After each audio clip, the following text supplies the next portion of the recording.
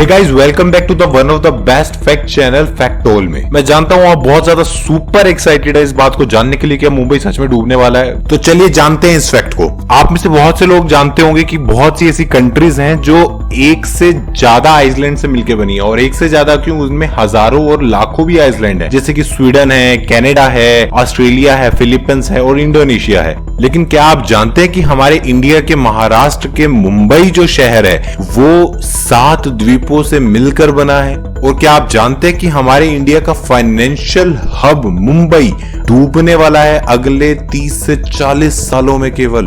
ASRO यानी American scientific research organisation के according 2050 तक आधा मुंबई समुद्र में डूब चुका होगा, और इस सेंचुरी के एंड तक यानी कि सन 2100 तक पूरा मुंबई समुद्र में समा जाएगा। अक्टूबर 2019 में नेचर कम्युनिकेशन में पब्लिश्ड एक आर्टिकल के अकॉर्डिंग हमारे सैटेलाइट ने ये पता लगाया है कि 2030 तक, 2050 तक और 2100 तक यानी 2100 तक मुंबई कितना पानी में डूब चुका होगा। उसके अलग अलग कुछ सिनेरियोज हैं। वो सिनेरियोज डिपेंड करते हैं कार्बन एमिशन पर। कार्बन एमिशन का मतलब कि एनवायरमेंट में जितना ज्यादा कार्बन हम लोग रिलीज कर रहे हैं, दैट इज कार्बन एमिशन। मैं एक बार सिंपल लैंग्वेज में हम इसको समझेंगे। ओके, अभी होता क्या है कि जितना जितना कार्बन एनवायरमेंट में जाता है उतना उतना हीट एनवायरमेंट में बढ़ता है।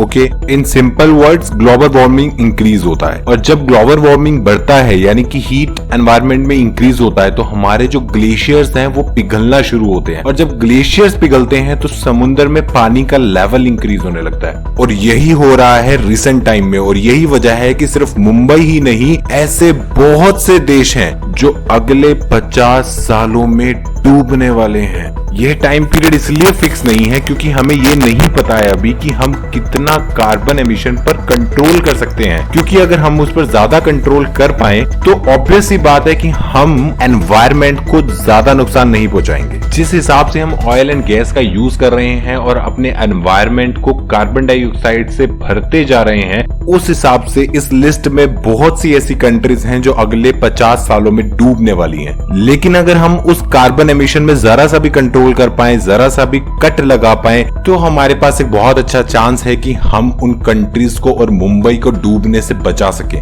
But that is very very difficult to do, क्योंकि इस समय जो कार्बन एमिशन है वो पिछले 8 लाख सालों में सबसे ज्यादा है, 407 ppm। ppm कार्बन की मात्रा एनवायरमेंट में नापने का एक यूनिट है।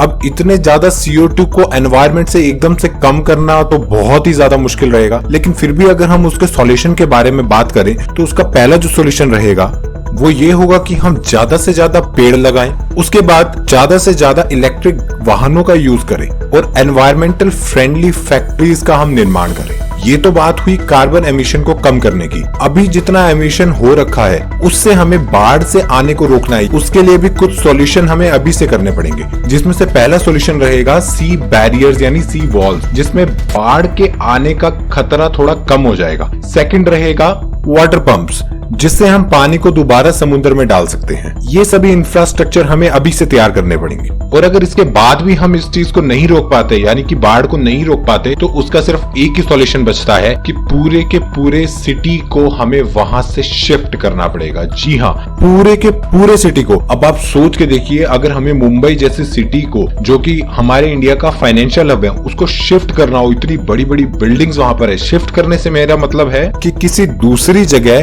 पूरे इंफ्रास्ट्रक्चर को दोबारा से बनाना, नई स्मार्ट सिटी को बनाना। आप सोच के देखिए, अगर ऐसा हुआ तो इसमें कितना ज्यादा पैसों का नुकसान होगा। एक दूसरी जगह पूरी नई सिटी, ओ माय गॉड, ये सोच के मुझे चक्कर आ रहा है। इतनी बड़ी बड़ी बिल्डिंग्स, इतना सब कुछ, एक एक चीज हमें वहां से छोड़नी होगी और वो पूरी की पूरी समुद्र में समा जाएगी।